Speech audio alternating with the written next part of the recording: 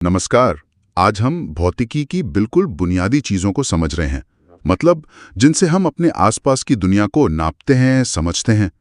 हमारे पास भौतिकी की किताब का एक हिस्सा है जो इन्हीं मात्रकों और मापन यानी यूनिट्स एंड मेजरमेंट्स पर बात करता है। बिल्कुल। और ये समझना कि किसी चीज को नापना क्या होता है असल में, तो उसे किसी स्टैंडर्ड से मिलाना ही है। और यहीं से बात शुरू होती है कि भाई हमें एक जैसे मानक पैमानों की जरूरत क्यों पड़ी। ये बातचीत हमें ले जाएगी एसआई मात्रकों तक, और ये भी कि नाप तौल में वो बारीकी, परिशुद्धता क्यों जरूरी है। हाँ, तो अपना मिशन है इस सोर्स से खास बातें निकालना, जिससे ये स्टैंडर्ड बने कैसे, हम नापी हुई चीजों को लिखते कैसे हैं, जिससे उनकी सटीकता पता चले, और ये विमाएं यानी डायमेंशंस क्या होती हैं। चलिए शुरू करते हैं। सोचिए तो पहले क्या हाल रहा होगा। कहीं चल रहा है सेंटीमीटर ग्राम सेकंड मतलब सीजीएस। हाँ, कहीं फुट पाउंड सेकंड एफपीएस, और कहीं मीटर किलोग्राम सेकंड एमकेएस। बाप रे, वैज्ञानिकों के लिए, व्यापारियों के लिए कितनी कंफ्यूजन होती होगी। ठीक से अपनाया गया। और हाँ, 2018 में इसमें बड़े जरूरी बदलाव भी हुए। अब तो साइंस, टेक्नोलॉजी, इंडस्ट्री, ट्रेड, हर जगह लगभग यही चलता है, और डेसिमल बेस्ड होने से आसान भी है। अच्छा, इसमें वो 7 मूल मात्रक हैं ना। लंबाई के लिए मीटर, हाँ, मीटर एम, द्रव्यमान के लिए किलोग्राम केजी, समय के लिए सेकंड एस, बिजली करंट के लिए एम्पेयर ए, तापमान का केल्विन के, पदार्थ की मात्रा का मोल, और रोशनी की चमक, ज्योति तीव्रता का कैंडेला सीडी। बिल्कुल 7। और वो 2018 वाला बदलाव वो क्या था खास? हाँ, वो बहुत दिलचस्प है। देखिए, अब इन मात्रकों की परिभाषाएं, मतलब ये मीटर कितना लंबा है या किलोग्राम कितना भारी, ये किसी चीज पर नहीं टिकी है, बल्कि प्रकृति के कुछ अटल नियमों पर, मतलब फंडामेंटल फिजिकल कांस्टेंट्स के पक्के मानों पर। अच्छा, जैसे मीटर अब प्रकाश की गति c से जुड़ा है, और किलोग्राम वो प्लैंक स्थिरांक h से। ये सिर्फ कोई टेक्निकल बात नहीं है, ये एक तरह से क्रांतिकारी है। अब हमारा किलोग्राम पेरिस में रखे किसी मेटल सिलेंडर पर निर्भर नहीं करता, अरे वाह, बल्कि प्रकृति के एक नियम पर। मतलब सिद्धांत रूप में आप ब्रह्मांड में कहीं भी इसे बिल्कुल वैसे ही समझ सकते हैं। क्या बात है। और हाँ, 2 पूरक मात्रक भी हैं, कोण के लिए रेडियन और ठोस कोण के लिए स्टेरेडियन। ठीक है, तो मानक तय हो गया, ऐसा ही सिस्टम आ गया। लेकिन जब हम असल में कुछ नापते हैं तो थोड़ी बहुत ऊंच नीच तो रहती है ना। बिल्कुल। यहीं पर शायद ये सार्थक अंक, सिग्निफिकेंट फिगर्स काम आते हैं। ये बताने के लिए कि नाप कितनी भरोसेमंद है। सही कहा। सार्थक अंक यही बताते हैं कि नाप में कौन से अंक भरोसे के लायक है और कौन सा पहला अंक है जिस पर थोड़ा शक है। जी। मोटे तौर पर कुछ नियम है, जैसे 0 के अलावा सारे अंक तो सार्थक होते ही हैं।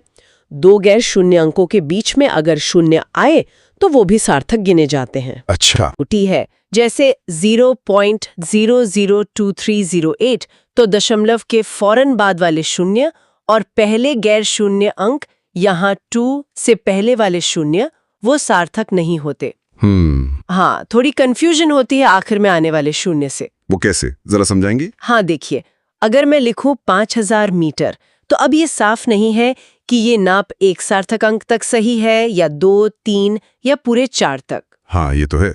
लेकिन अगर मैं लिखूं 5000 पॉइंट मीटर, मतलब दशमलव लगा दो आखिर में, तो इसका मतलब हुआ कि चारों अंक सार्थक है। अच्छा, तो दशमलव लगाने से फर्क पड़ता है। बिल्कुल। और सबसे साफ तरीका है वैज्ञानिक संकेतन, साइंटिफिक नोटेशन। जैसे 4.700 मीटर को आप 4.700 इंटू 10 क्यूब मिलीमीटर लिख दें।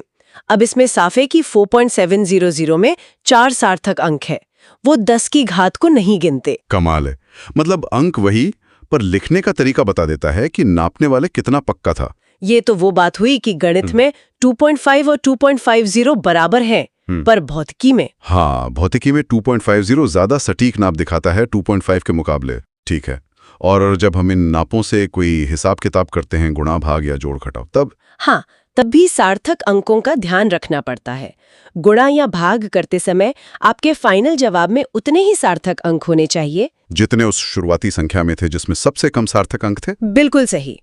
जैसे वो उदाहरण था, मान लीजिए द्रव्यमान है 4.237 ग्राम, इसमें 4 सार्थक अंक हैं, और आयतन है 2.51 क्यूबिक सेंटीमीटर, इसमें 3 है। हाँ, तो घनत्व निकालने के लिए भाग देंगे द्रव्यमान माइनस आयतन। कैलकुलेटर शायद दिखाए 1.688047 वगैरह। पर क्योंकि आयतन में सिर्फ 3 सार्थक अंक थे, जो कि कम है, तो हम जवाब भी 3 सार्थक अंकों का तक ही लिखेंगे, यानी 1.69 ग्राम प्रति क्यूबिक सेंटीमीटर। समझ गया। 1.688 को राउंड ऑफ करके 1.69 कर दिया। हाँ, और जोड़ घटाव में नियम थोड़ा अलग है। वहां हम सार्थक अंकों की संख्या नहीं देखते, बल्कि दशमलव के बाद कितने अंक हैं वो देखते हैं। जवाब में दशमलव के बाद उतने ही अंक रखने चाहिए जितने उस संख्या में थे जिसमें दशमलव के बाद सबसे कम अंक थे। अच्छा, जैसे मान लीजिए हम जोड़ रहे हैं 436.32 ग्राम, 227.2 ग्राम और 0.301 ग्राम। ठीक है। जोड़ने पर आएगा 663.821 ग्राम, लेकिन क्योंकि 227.2 ग्राम में दशमलव के बाद सिर्फ एक अंक है जो सबसे कम है, तो हम जवाब भी दशमलव के बाद एक अंक तक ही देंगे, मतलब 663.8 ग्राम। एकदम सही, 663.8 ग्राम लिखेंगे। तो ये हुआ नापने का तरीका और नाप को लिखने का तरीका। लेकिन भौतिकी में राशियों के बीच रिश्ते भी तो समझने होते हैं। सुना है इसके लिए विमाओं का विश्लेषण, डायमेंशनल एनालिसिस बड़ा कारगर तरीका है। ये क्या चीज है? हाँ, ये बहुत शक्तिशाली तकनीक है। देखिए, हर भौतिक राशि की एक प्रकृति होती है, जिसे हम मूल राशियों लंबाई L, द्रव्यमान m और समय t की घातों के रूप में दिखा सकते हैं। इन्हीं घातों के कॉम्बिनेशन को विमाएं कहते हैं। जैसे वेग की विमा है Lt-1, मतलब इसमें लंबाई का एक डायमेंशन है और समय का -1। और बल का वो भी कुछ होता होगा? हाँ, बल होता है द्रव्यमान गुणा त्वरण, त्वरण होता है वेग बटा समय, तो बल की विमा बन जाती है mLt-2। अच्छा, तो इसका फायदा क्या है ये LMT जानने का? सबसे बड़ा फायदा है इसका सिद्धांत, विमाओं की समानता का सिद्धांत, प्रिंसिपल ऑफ होमोजेनिटी। ये कहता है कि किसी भी सही भौतिक समीकरण में हर पद की विमा बिल्कुल एक जैसी होनी चाहिए। मतलब आप बल को वेग में जोड़ नहीं सकते। जैसे आप सेब में संतरे नहीं जोड़ सकते, वैसे ही अलग विमाओं वाली राशियों को जोड़ा या घटाया नहीं जा सकता। अरे वाह! तो हम सिर्फ ये LMT देखकर बता सकते हैं कि कोई समीकरण सही है या गलत। ये तो कमाल का शॉर्टकट हुआ। जैसे वो ऊर्जा वाला समीकरण है ना, ½mv² = mgh, क्या ये विमेय रूप से सही है? बिल्कुल चेक कर सकते हैं। देखिए, ½ mv² की विमा क्या होगी? हाफ तो नंबर है, उसकी कोई विमा नहीं। m की m और v की Lt-1, तो v² की हुई L²T-2। कुल मिलाकर ½ mv² की विमा हुई mL²T-2, यानी mL²T-2। ठीक है। और दूसरी तरफ है mgh, m की m, g गुरुत्वीय त्वरण की Lt-2 और h ऊंचाई की L। तो mgh की विमा हुई mLT²L = mL²T-2। अरे हाँ, दोनों तरफ mL²T-2 आ रहा है, मतलब समीकरण विमीय रूप से सही है। क्या बात है! हाँ, और इतना ही नहीं है, अगर हमें ये पता हो कि कोई भौतिक राशि किन दूसरी राशियों पर निर्भर करती है, तो हम उनके बीच का रिश्ता भी निकाल सकते हैं काफी हद तक। सच में? कैसे? जैसे मान लीजिए हमें पता है कि एक सरल लोलक, सिंपल पेंडुलम का आवर्तकाल, टाइम पीरियड t, उसकी लंबाई L और गुरुत्वीय त्वरण g पर निर्भर करता है, तो हम लिख सकते हैं t = L⁴ g⁴b। फिर दोनों तरफ की विमाएं बराबर करके हम a और b का मान निकाल सकते हैं। इससे पता चलता है कि t असल में √LG के समानुपाती होता है। गजब! हाँ, बस एक कमी है, ये तरीका किसी विमाहीन स्थिरांक का मान नहीं बता सकता। जैसे इस केस में वो 2π आता है ना फॉर्मूले में, t = 2π√LG, वो 2π विमाओं से नहीं निकलता। समझ गया।